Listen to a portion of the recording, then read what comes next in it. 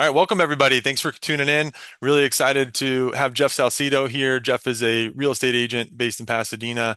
Him and I go back many years, all the way back to our high school days, and so really appreciate him coming here to share his perspective on the Pasadena and Altadena kind of real estate market. So, Jeff, welcome.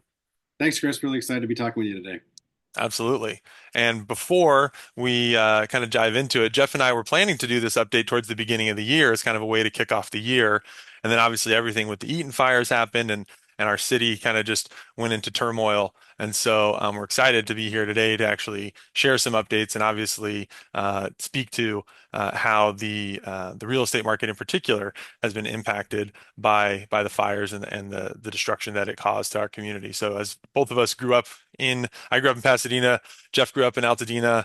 And so it's definitely a topic that's near and dear to the two of us. So, anyways, thanks for just being here to share, Jeff. And I guess before we get started and kind of dive into the content, maybe just take a couple minutes, introduce yourself to the firm, or excuse not the firm, but to our audience, and let us know a little bit about yourself. Yeah, sure. Thanks. So, as you mentioned, I grew up in the Pasadena area. My parents moved to Altadena when we were in high school. So, definitely entrenched in the area. Went away to school. Met my wife down in San Diego. We moved back to Pasadena in 2009. That's when I got my real estate license. I joined my mom, Cindy Salcido. We've been partnered together that entire time. And I currently live in Pasadena. My office here, I'm with Compass, the brokerage here in Pasadena. And, it's been great. We work well together. It's nice having my mom to work with, know, and trust for all these years, but to also get kind of two different perspectives on things. So, that's a bit about me. Very cool. Well, thanks for sharing and thanks for again for coming in today. So, why don't we go ahead and just dive in? I mean, the topic I think that everyone's thinking of, especially in the Altadena and Pasadena community, is the impact of the Eaton fire. You and I just recently were at the mayor's interfaith prayer breakfast, right, where the mayor and the chief of the fire department both came up and spoke about the impact and the resilience of the community. But I think it's really important to kind of just share with those in our community, like what's going on with real estate. I think people are thinking that. I know we have clients who were either directly impacted or whose communities were impacted, and so it's been, we've been hearing lots of their stories along the way. But since you're in it and live it and breathe it every single day, why don't you just start with, help us understand like what's going on in the city of Altadena. You hear about vacant lots and people selling or people rebuilding, developers coming in. There's a big push to kind of preserve the community. I don't know how realistic that really is, given what's happened. So I don't know, just high level. Maybe we'll start there and we kind of go from there. Want to give us an update on just what's going on in the real estate market, especially in the Altadena area or those areas most impacted by the fire. Yeah, sure. It really was quite the experience. Myself personally, we live in Pasadena, but we're just a few blocks from the Altadena border. We were evacuated for the fire, and the fire really came down about 2 blocks from where we are. So from the top of Lake Avenue down to where I am is about 22 blocks, and so the fire took out about 20 of those blocks coming all the way down the hill. So it really is such a large scale devastation across the board. Approximately 9,400 structures, that includes homes, garages, any other standing structures, were damaged to some extent. And of that 9,400, there was about 6,018 single family homes that were lost. Wow. And so it really is such a large scale of devastation. Right now, the U.S. Army Corps, if homeowners have opted in, are cleaning up the debris from those lots. And this morning, I read that they've cleared 4,250 structures of those 9,400 structures. So they're halfway done, which is really lightning speed. I see the trucks 7 days a week. They're literally working all the time. And right now, they're averaging 68 clearings a day. Hmm. So we really are making progress up there. So it's nice to see that there is some action being taken, but there's still a long way to go. We Yeah. are slowly seeing more permits are being approved. Just a few weeks ago, it took 56 days for the first permit to be approved, but groundbreaking took place on the first lot. Someone's actually starting to rebuild as of 2 weeks ago, and Hmm. they had a ribbon cutting ceremony which is nice to see. Kind of a very bittersweet moment, but again, more progress being made. And I have been reading that the county is implementing some AI actually to help with the planning process.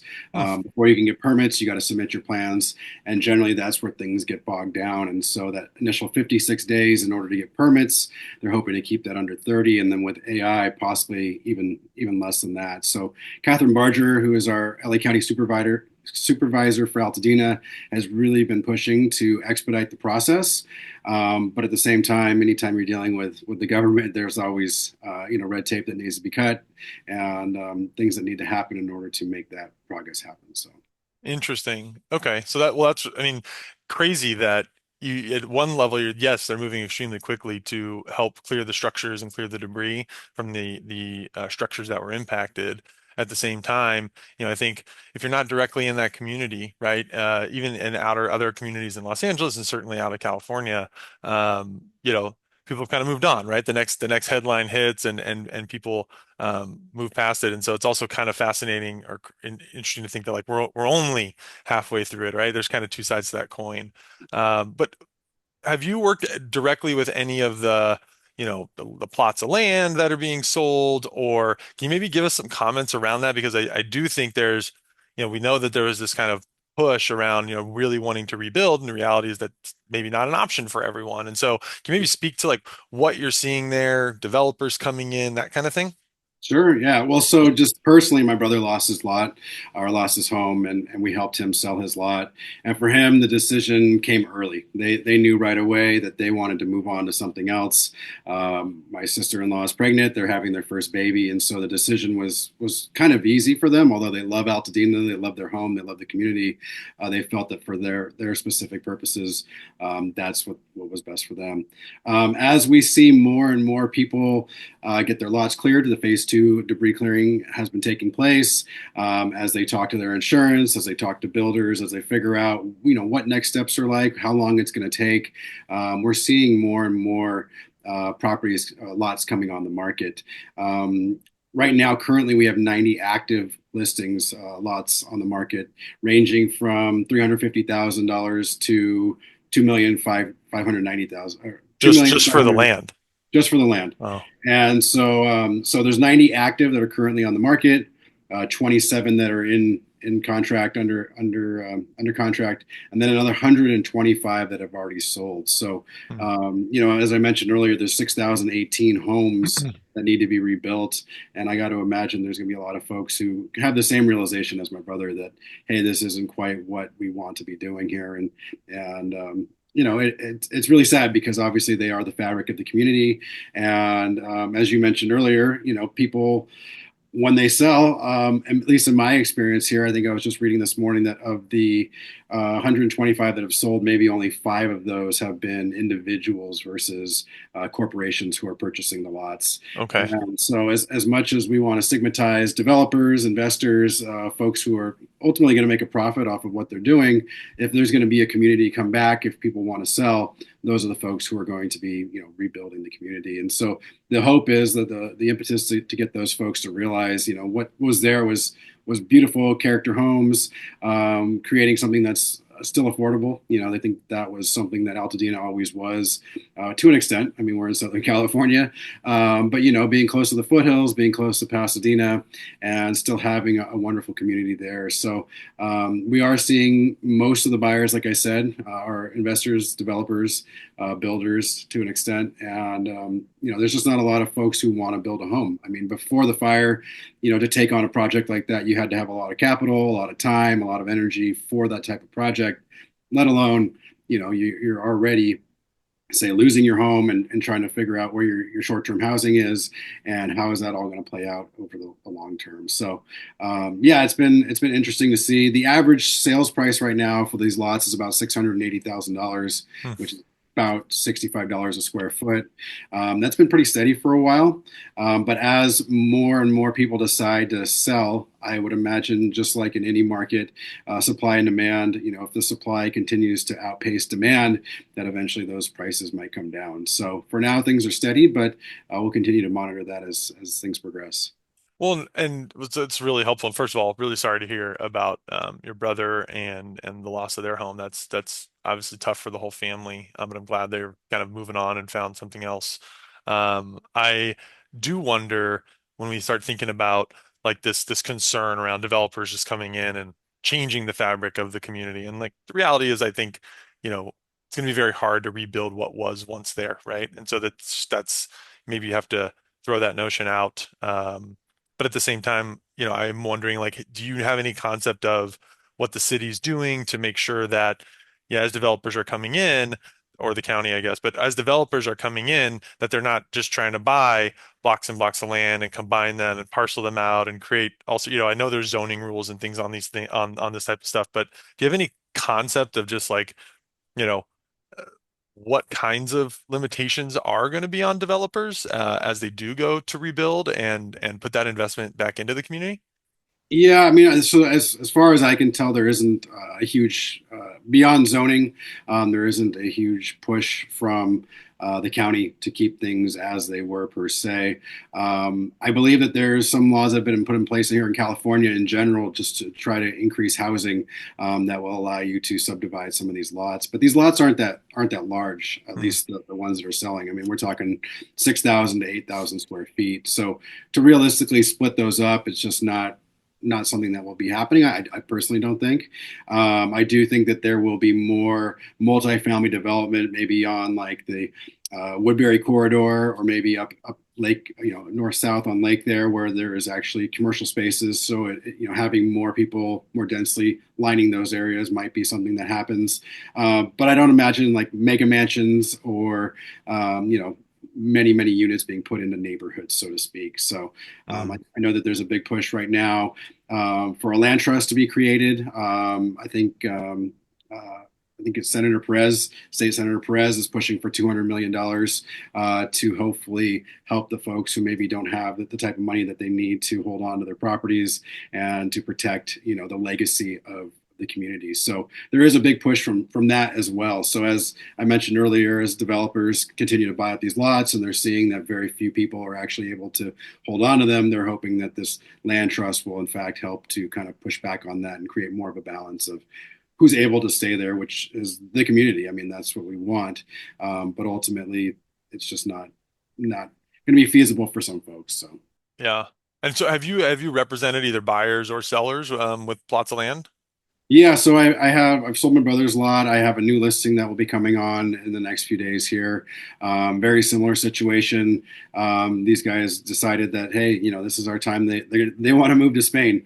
Their retirement age, and this was kind of the catalyst for them. Unexpected catalyst, but catalyst nonetheless for them to want to move on to something else. I have represented a few buyers on a few properties, a few lots up there as well, and the buyer in particular that I've been working with is from San Diego, and he actually went through the Rancho Bernardo fire in 2007, and Mm, so it comes from a place of true empathy. From my perspective, he understands what it's like for the community to go through that, and so he is hoping to continue the legacy of what was here in Altadena. He's been really in tune to what was here before. We've spent a lot of time looking at properties that have sold over the last few years and what they look like, stylistically, specs wise, and everything else. So, I think that there's going to be folks like him who are going to be very conscious about what they're building and doing it the right way. And then there's other folks I've heard out there that are, don't really have a great track record, or, some of the projects that I've seen are very cookie cutter. So I'm hoping it's more of what I'm seeing on my end versus what else is out there. But at the same time, right now it's whoever's offering the most money for these lots is who's going to get them, and there's really not a way to control ultimately what they're going to do. So And so yeah, when it comes, I'm interested then when it comes, especially for the, I guess, well, either side of the equation, but when you start looking at these lots, like how are you counseling folks on just pricing it? Is it mostly look at what the other comps have been and we'll just kind of take the average price per square foot? Does location still matter as much? Help me understand how you're thinking about, just counseling folks on what an appropriate price is for either selling or buying for these lots. Yeah, I mean, so generally, when we sell like an existing home, we're looking at maybe up to a half-mile radius. We're still doing something similar to to these lots in Altadena, but what was there before is no longer there. So it's a lot of speculation of is this part of town or that part of town going to be better than it was before? Most likely, it's going to all be brand new construction. The homes hopefully will be at a consistent level. We just don't know. But there will also be folks who are rebuilding on their own, and I've heard from a few individuals anecdotally that they're going to build something smaller than what they had before. So it'll be interesting to see kind of who's building what and to what scale. You have a certain lot ratio that you're able to build on a property that is dictated by the county, and so there's obviously going to be developers who want to maximize that to try to get as much return as possible. You might have other folks who think, oh no, I just need a little cottage, and going from that standpoint. So, getting back to your pricing question, early on when my brother listed, it was still very much we don't know what the values are. Sure. With 125 sold already, we're starting to get a track record of what that looks like. And, I think it also depends on the lots. So Altadena is very unique as far as block by block. It could be different size, widths, depths. My brother's lot, for example, was a pie shape. So, Hmm. from someone rebuilding's perspective, how can they build and maximize the use of that lot? And so, someone with, maybe a more narrow lot, with 5 foot setbacks, there's now a challenge of what can we put on there. The county is expediting and will allow you to rebuild like for like, which is up to 110% of what was on the property before. But that keeps you to where the home was existing before. So you can move it essentially up to 10%. So that is something that, if you were outside of that maybe 5 foot setback, you could actually build up the property line again, assuming you're doing the like for like. But if you Hmm. choose to build something else, then now you have to, abide by the new rules, or not new rules, but the rules that are in place with the new plan that you have. So And there's even kind if, of a lot what of if you buy, like if you buy the plot of land and now you're the new owner, do those still expedited yeah. So rules apply? Yeah, so the like for like would still apply for you to rebuild it if you were a builder buying the property. But from what I've been told, that they're going to try to expedite the planning or the planning approval, regardless of if it's like for like, because as we mentioned here, with thousands of homes that need to be rebuilt, if you're sitting on ones that are maybe 20% different, 120% of what they were before, it seems silly that they would get knocked to the bottom of the list, while the others, which I think it's fair, but um, you know, everyone needs to rebuild, and the sooner that they can push forward these things with boundaries to keep things in line, makes the most sense. And again, as I mentioned earlier, if AI can help, work through some of those problems that come up regularly, and they can eliminate those sooner than later, that will allow everyone to get their permits that much quicker. Very interesting. Wow. And I guess one question that came up as I was talking to folks as we were preparing for this call, someone asked me about uh, how the insurance works. So, someone loses their home, they receive these insurance proceeds to rebuild, but they decide to sell the land instead. Does that work? Do they sell the land and receive the insurance proceeds, and then those are the two pools of assets that they and obviously pay off debtors, I'm assuming? They then that's the pool of assets they have to relocate if that's how it works. Is that essentially the idea? Yeah, so from what I've experienced, especially talking to my brother, his insurance covered kind of three buckets. There was the short-term housing bucket, because obviously they don't have a place to live.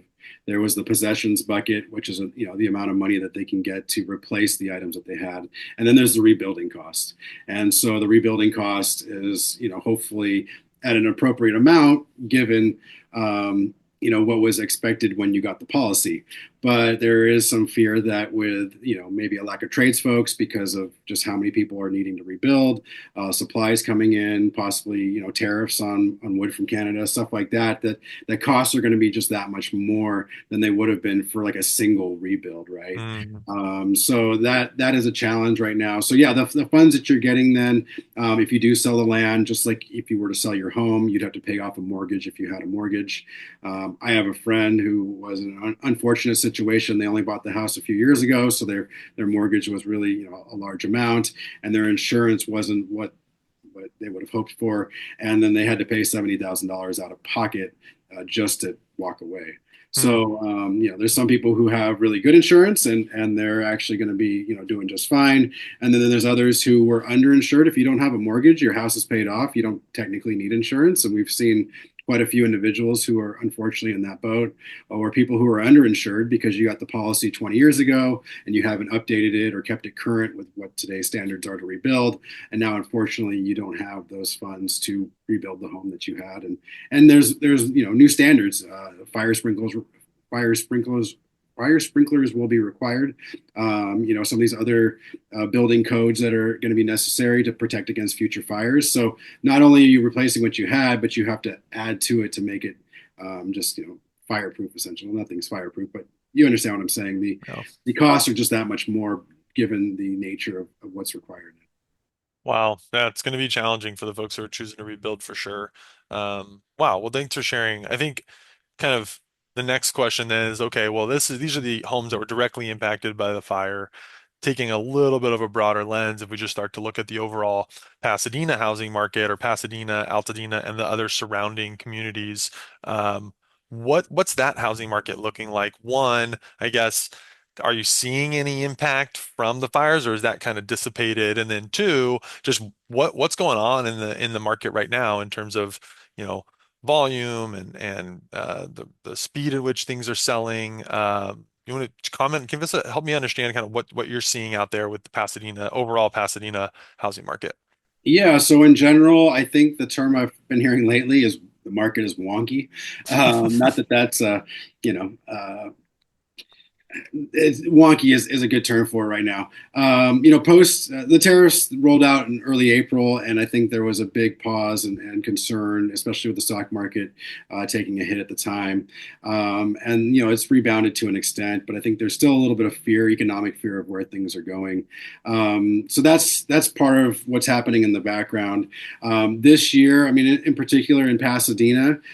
So when I talk about the first quarter, I'm actually talking about February, March, and April. But year over year, from Q1 last year to Q1 this year, inventory properties for sale in Pasadena specifically is up 62%. So we definitely have a bigger influx of properties that are on the market. The number of properties that have sold in that same period is only up 24%. Hmm. So there's homes that are sitting on the market longer, and then the number that are pending or under contract is only up 30%. So we definitely have more inventory. Properties are definitely turning over still, and we're seeing them sell, but they're not selling as quickly. Well, some of them are. So that's why the market's wonky, I should say. Some properties are getting multiple offers still. I was talking to someone the other day. They're over in the Caltech area. They got 14 offers on their property, and it was a competitive situation and it went way over. There's other homes that are similar condition, style, beautiful homes that are getting showings, and they're not getting any offers. Hmm. So there doesn't seem to be like a rhyme or reason why this one in particular is selling quickly and others aren't. It's just, I think, part of it is the price point. The lower price points, I think people are more concerned about the financial market and how things are doing, where people at the higher price point are less concerned. The swings of the stock market certainly affect them, but it doesn't affect them in the same sort of way that it would for maybe a first time home buyer. The other thing that we're finally seeing is that prices have, I think, I don't want to say peak, but they've definitely gotten to a point where they're very challenging for a lot of folks. Hmm. And interest rates haven't come down enough at all, really. I mean, they've been in the mid sixes for quite some time to help affordability and to make people feel like, okay, well, yeah, prices are at this point, but at least, rates aren't as high, and that will help me hopefully get um, a lower monthly payment. So, in general, the market's still turning over. The average price per square foot, though, in Pasadena specifically, is up 8.5% a quarter year over year from 2024 Q1 to 2025 this year. Although looking at month to month from March to April, it's down 7.1%. Hmm. So we have been seeing kind of in April, the numbers are softening a little bit. As I mentioned, we had the tariff situation. So I think that there's a little bit of hesitation and pause there. The average days on market from last year to this year, Q1, is down 25%. But from March to April this year is up 27%. So year over year, the days on the market has come down, but from March to April this year, it's gone back up. So I think it's going to be hard to see. Again, real estate's kind of a lagging indicator of how things are doing, only because you get into escrow, on day one, and you're not closing for 30 to 45 days, and the data that we have is looking backwards almost a month to a month and a half to see actually, how everything was affected at that point. Um, the average sold price is up from last year, Q1 to Q1 2024 to 2025 by 9.5%, Hmm. but it's down 16.4% month to month from March of this year to April. So again, we are seeing this softening from March to April of this year. And then months of inventory, that's how fast properties are turning over and selling, is up, but it's only up just a little bit. I mean, we went from 1.8 months last year to 2.3 months I should say this year. So, the months of inventory is still low. It's at 1.9. 6 months is what you'd say would be an average market, or a healthy, not a buyer or seller's market. So right now we're definitely still in a seller's market. Things are softening. I think things are starting to level out a little bit more, given that it seems like we've made some headway, at least with the tariff situation for now. Hmm. But I think that in general, there's just kind of like a wait and see, with buyers' desirability and moving forward quickly. Interesting. Yeah. And I think so. I guess the thought that then comes to mind is, you know, we'll focus on the seller side first, but I think from if I'm a seller and I'm seeing kind of this wonkiness, as you've talked about, or a little bit of softening, and I think conventional wisdom when you're selling assets is you don't want to be in a forced selling position, right? So you hopefully can sell on your terms and not, have to take whatever you can get. So what kind of is your advice right now to someone who is coming to you? They're saying, "Hey Jeff, we're interested in selling our home. Maybe we haven't decided we have to sell it. We're interested." Um, how are you kind of counseling them or advising them through this market right now of, whether I guess what to expect and whether they can maybe get for the house what they thought they could even just a couple months ago.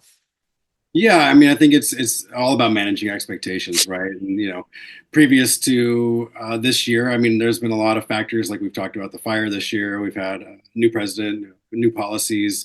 Things are in a stage of influx, a state of influx, and so right now we are seeing, like I mentioned, properties sitting a little bit longer. Things are selling maybe for a little bit less, not significantly, and we haven't seen huge amounts of data showing that yet.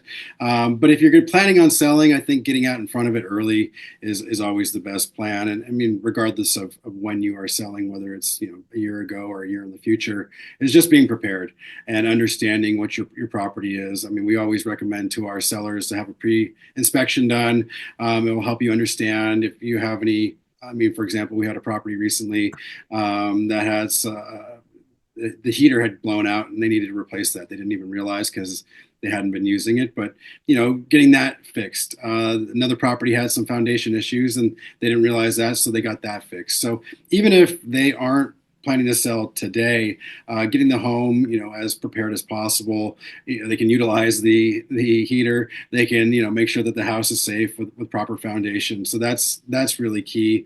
And then if they are choosing to sell, it's really taking all those extra steps of making sure that the house is presented in the best light possible. Fresh coat of paint goes a really long way. Staging, it's not something where you always have to fully replace all the items in your house or completely move out and move everything back in, but decluttering, getting rid of some of those items. And if you're planning to move anyway, you're getting a jump on it. You should. That's what we always recommend. You look at it from that perspective. Hey, Hmm. you don't need all of these books right now. You're not going to read them in the next couple of months. Pack them up, label the box, put it away nice and neat somewhere, and then that way you're ready to go. So trying to time the market is impossible. Like I said, we're always looking at data going backwards, and so to say like, hey, today's the day the market has rebounded is just not possible. But being prepared for when, hey, your time is right. We're seeing that still being the best way to be ready to go when it makes the most sense. Interesting. Yeah, I mean, well, I guess coming back to your comment on like the pre-inspection, that's interesting, right? Because we know that, as a seller, you're gonna have to disclose everything you know is wrong about the property or any potential issues with the property. And so I'm assuming there's also a school of thought out there that would say, we don't want to know any of this, right? We want to kind of, let the seller figure that out for themselves. So can you maybe speak to why you think it's better to address those things ahead of time? Is that Yeah. through experience you're seeing that leads to better outcomes? What's your logic there? How might you combat someone who says, "Wait a minute, why am I gonna, you know, open up the those dark corners that I'm not interested in shedding light on right now?" Yeah, like you mentioned, anything you know as a seller, you need to disclose. So that I just always want to put that out there. But when the buyer gets into escrow, they're going to have a chance to do their own inspections. They're going to find all this stuff. I mean, especially if they're working with an agent who's who knows what they're doing. Buyers should be looking at everything and not just looking at a general inspection. They're looking at a termite report, sewer line scope, chimney, maybe the foundation. You get maybe secondary inspections based upon those. So they're going to know your house better than you.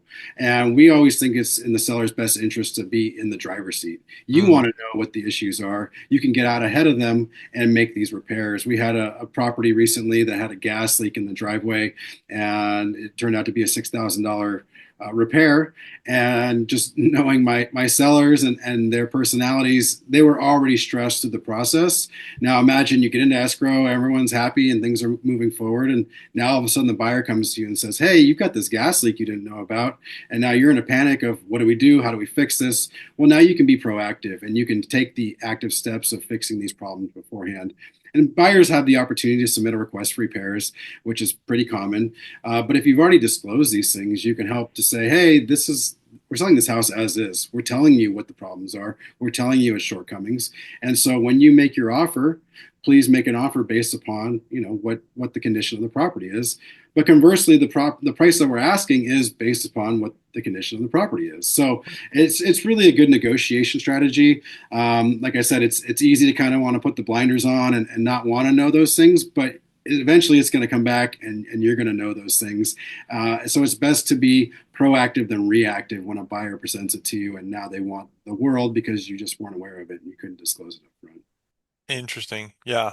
So I guess the other conclusion, and maybe this gets us on more the buyer side, but the follow-on thought I had is, okay, or I'm in this wonky market. I'm trying to figure out, where I'm going to go next as well, right? And so talk to us about like how you're kind of counseling sellers on that side of it too. So now they've got to go, they're going to sell here, maybe they're upgrading, maybe they're downsizing, maybe they're going out of state, right? Relocating altogether. How are you kind of counseling them through that process of, the dynamic of selling a home and maybe it's not as much of a give me as it was before that this is going to go like a hot cake, right? And how are you kind of counseling them on that? And then, conversely, then buying, maybe just talk a little bit about some of those dynamics, and how you're approaching that with your clients. Yeah, so that's a tough one right now. I mean, it's been for a while, right? Especially here. I mean, if you're moving out of state, there tends, at least from anecdotally, what I've heard from my clients is that there's more opportunities, and so they're able to find something a bit easier. But if you're buying here in our market, although inventory is up, it's still competitive, and it's competitive for good homes. So, trying to find a balance of, hey, we want to buy this house. We don't necessarily want to write contingent upon the sale of our house. Maybe it's finding a bridge loan option, someone who can help you get, buy both at the same time, but realizing that there might be some lag here. You could be in a situation where you're paying for that bridge loan longer than you were anticipating. Maybe if you have access to some extra funds or a family gift or whatever it might be, leaning on and tapping into those things is really kind of the best option currently, just given that you are going to maybe lose out on a few properties. Back when I was living here in Pasadena, we lived in 5 houses by the time I was 17. My parents could casually buy a home, sell a home. It was normal to sell contingent. The frenzy of the market just didn't seem to exist then. But it has been that way for well over a decade. So it's been a challenge for quite some time. And so really just getting your ducks in a row and getting things going early and trying to figure out, what makes the most sense, where you want to be and honing in on those things, from the get-go will help you be in a position to act when the time is appropriate. So Yeah. it's still a challenge, but there's ways around it. But it's a little bit more stressful, kind of just given the nature of the market at the moment. Absolutely. Well, and I think that's an area where we actually end up talking to our clients a lot, right? They're thinking about some sort of major transaction. And it's like, okay, well, how do we bridge the gap here? Here's our goal. Here's our current circumstance. What are those different scenarios that could play out, and how are we going to address them as they play out? And kind of maintaining flexibility can be really valuable when you're going to sell what's likely, especially if it's your primary residence, likely your largest asset, right? Before we move on, I was going to ask you kind of about the buyer counseling and how you're kind of advising buyers right now in general. But before we get there, I have one final question on the selling side. You've talked a lot about this idea of preparation, right? And one of the things that you all advise is get, the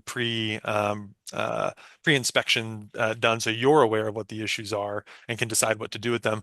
What else do you do, or what's kind of your process for preparing a seller when they're actually ready to go sell their home, kind of preparing them, preparing the home, getting it ready to list? Is it as simple as run a pre-inspection, now we know what the list is, and we put it on the market, or is there more to it than that?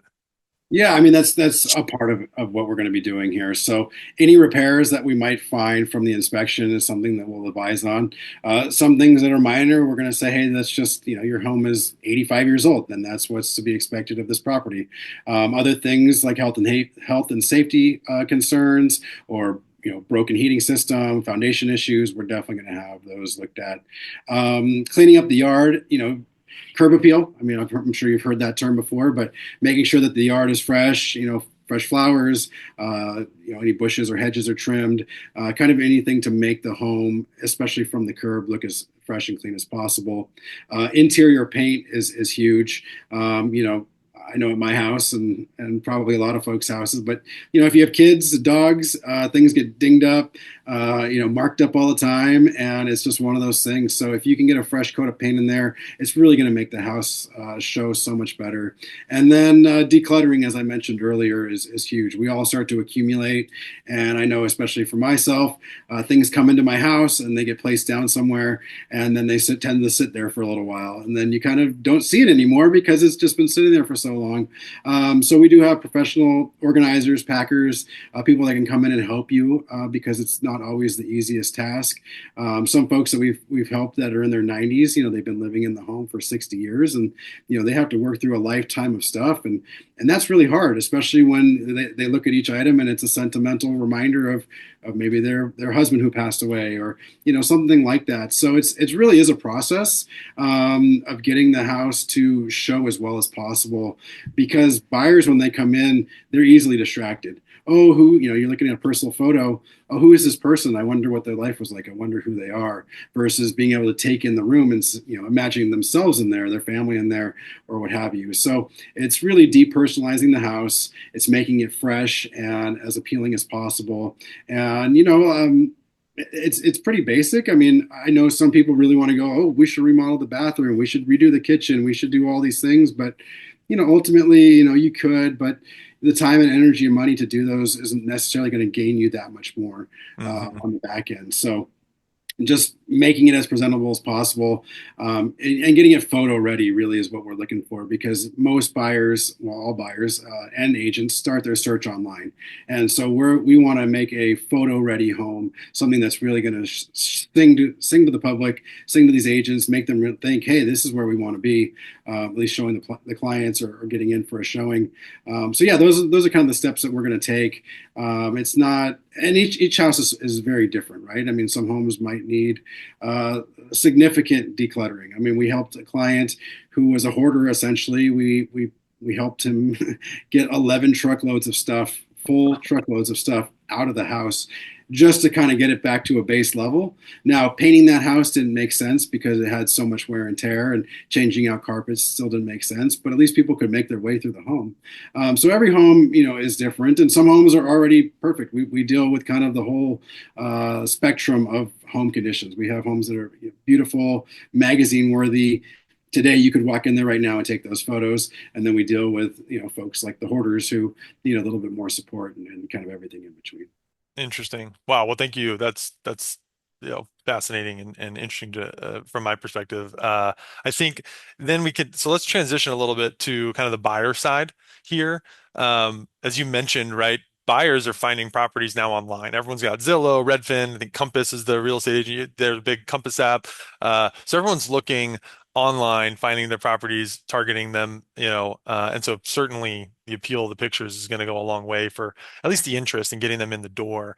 When someone comes to you and they're like, "Hey, we're ready to buy," or maybe they come to you like, "Hey, I just found this place on Zillow. Jeff, I'd like to go check this out. Can you be my agent? Can you come help me with this? Let's go make this happen." Talk to us a little bit about the buyer experience, and also, I mean, I think there's more of a question, just around what's the buyer agent's value proposition in some of this, with so much availability of the information now, so many public access points. Where are you stepping in? How are you counseling buyers right now in today's market? But also, what is that value proposition? What justifies the fee of the buying agent right now? Yeah, sure. So, I mean, the way the brokerage community has shifted from, at least from when my mom got in the business to where we are now. I mean, technology has really brought it forward. Back when she got in the business, there was literally a book in the office that had a couple of photos, and you would go office to office and go, "What do you guys have?" And you flip through, and that was the old MLS, so to speak, before it went online. Now, like you said, all of the properties are out there. Whether you have Zillow, Redfin, the Compass app, you're getting the alerts right away. Really, and because it's been a competitive market, I think it's even more important to be prepared. Having someone who's been through this process before and someone who can guide you, coach you through the process. And, I see my role as more as an advisor as opposed to, someone who's trying to sell you something.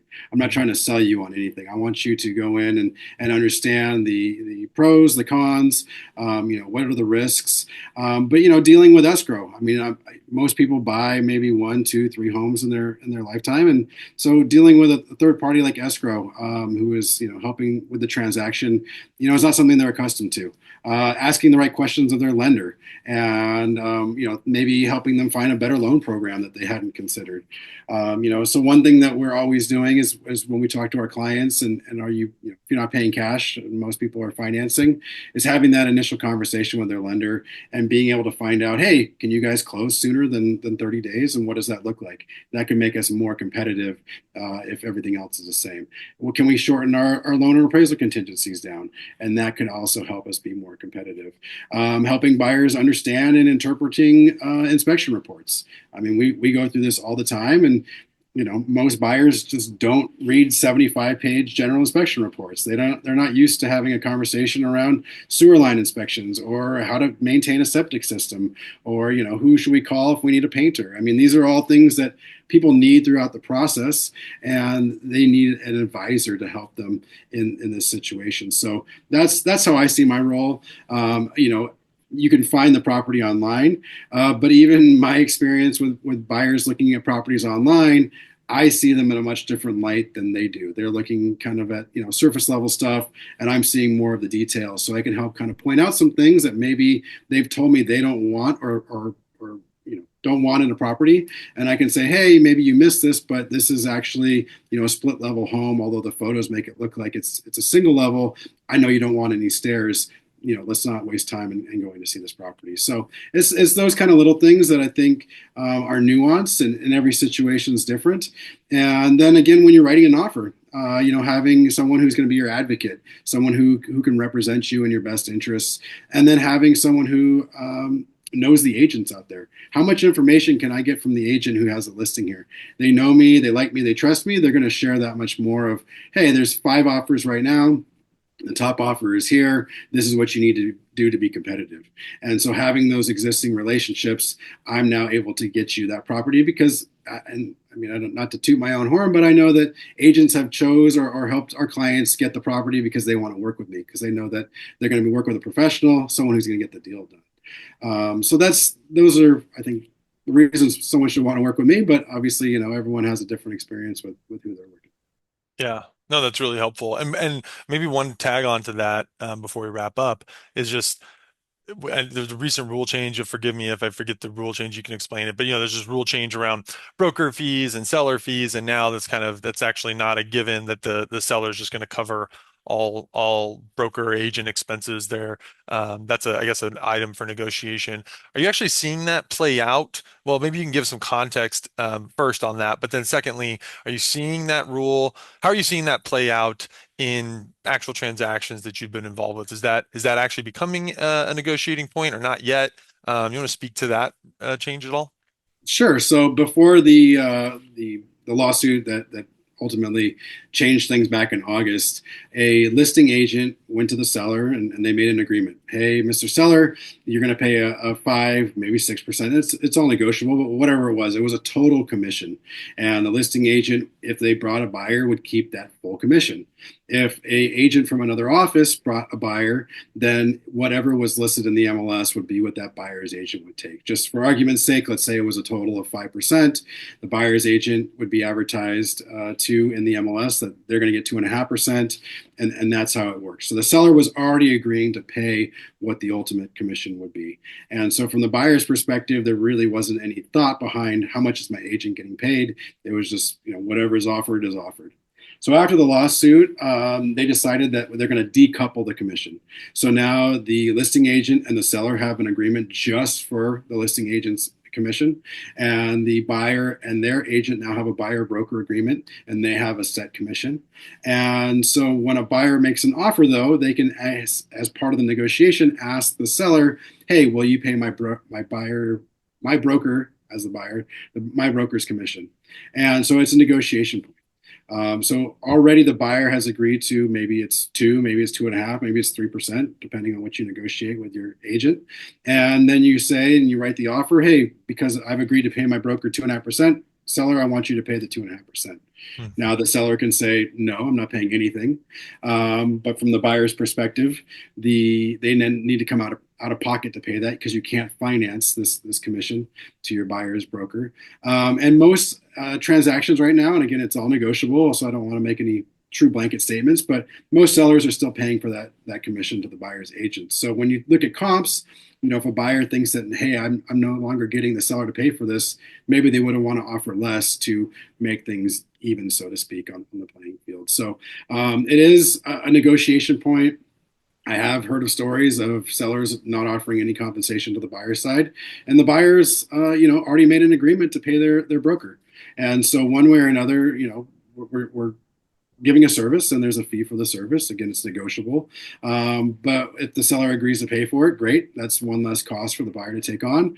But if they don't, that is something that a buyer will need to weigh as far as, how much do I need for closing costs? How does this weigh into my monthly? How does this affect my ultimate offer price that I want to make? So it's a part of the equation. It's something that's just how we do business now, and it's been adopted, I think, pretty smoothly for the most part. I mean, there was a lot of questions back in August about how this would all play out, but it seems in general it's still pretty commonplace for a seller to pay buyer's broker's commission. But again, it's all negotiable.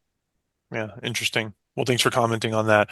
As we wrap up, any final thoughts or anything we haven't touched on today that you want to share before we end?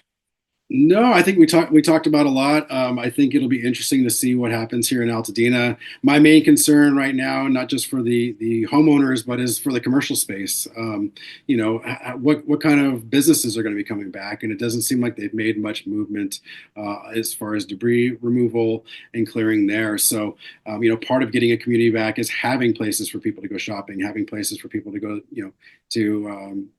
to eat and all of that. So that's just something I'll continue to track as we move forward here. But no, I think we covered a lot, and I think this was a good conversation. So thank you. Yeah, of course, and appreciate appreciate you joining us and kind of sharing with our clients and other people in the community who we have a network with. If anyone wants to reach out to you or connect with you, either have questions about things you asked or kind of continue the conversation, what's the best way for them to get a hold of you? Yeah, you can always call or text 626